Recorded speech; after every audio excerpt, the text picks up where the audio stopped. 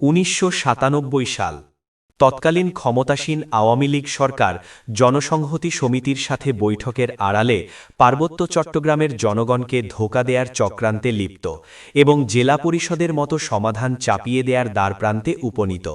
এ প্রেক্ষাপটে ১৯৯৭ সালের ২৫ হতে ২৭ মার্চ ৩ দিনব্যাপী ঢাকায় পার্বত্য চট্টগ্রামের তৎকালীন রাজপথের আন্দোলনে অগ্রণী ৩ গণতান্ত্রিক সংগঠন পাহাড়ি গণপরিষদ, পাহাড়ি ছাত্র পরিষদ ও হিল উইমেন্স ফেডারেশনের নেতৃবৃন্দ পরিস্থিতি পর্যালোচনা ও ভবিষ্যৎ কর্মপন্থা নির্ধারণের লক্ষ্যে এক বৈঠকে মিলিত হয়ে ৭ দফা রাজনৈতিক প্রস্তাবনা গ্রহণ করেন। উক্ত বৈঠকে তৎকালীন পাহাড়ি গণপরিষদ, পাহাড়ি ছাত্র পরিষদ ও হিল উইমেন্স ফেডারেশনের কেন্দ্রীয় ও মাঠ পর্যায়ের ২৭ জন নেতাকর্মী অংশগ্রহণ করেন। ৩ দিনব্যাপী নানা আলোচনা পর্যালোচনার পর বৈঠকে নেতৃবৃন্দ যে ৭ দফা রাজনৈতিক প্রস্তাবনা গ্রহণ করেন সেগুলো হল: ১.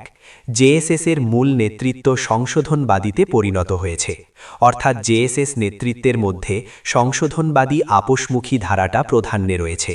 পুরো সংগঠনটি একটি মহল বিশেষের প্রাইভেট কোম্পানিতে পরিণত হয়েছে এবং সেজন্যে এই দলটির দ্বারা পার্বত্য চট্টগ্রামে জাতীয় মুক্তি লড়াইয়ে নেতৃত্ব প্রদান করা আর সম্ভব নয়।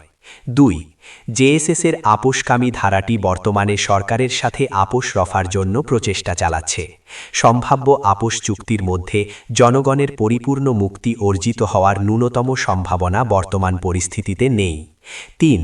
প্রতিনিধিবৃন্দ যে কোনো পরিস্থিতিতে মুক্তিকামী যুম্ম জনগণের আন্দোলনকে চূড়ান্ত লক্ষ্যে এগিয়ে নিয়ে যেতে দৃঢ়প্রতিজ্ঞ। ৪. পুরো জেএসএসের সাথে বাইরের ৩ সংগঠনের নেতৃত্বের মধ্যে দ্বন্দ্ব নয়।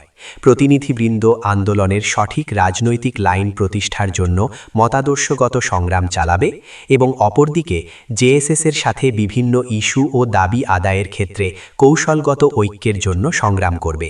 ৫. জেএসএসের সময়কার অর্থাৎ জাতীয় মুক্তি লড়াইয়ের প্রথম দিকে প্রগতিশীল ও বিপ্লবী ভূমিকার কথা সশ্রদ্ধ চিত্তে স্বীকার করছে, কিন্তু বর্তমানে সংগঠনটি তার সেই চরিত্র হারিয়ে ফেলেছে। ৬. পার্বত্য চট্টগ্রামের বিভিন্ন জাতিসত্তাসমূহের মধ্যে সমমর্যাদার ভিত্তিতে ঐক্য ও সংহতি প্রতিষ্ঠিত করতে হবে। ঐক্য ও সংহতি অখণ্ড ও অবিভাজ্য। সকল জাতিসত্তার বিকাশের মধ্যে আমাদের উন্নয়ন, সমৃদ্ধি ও অস্তিত্ব নিশ্চিত সম্ভব। ৭.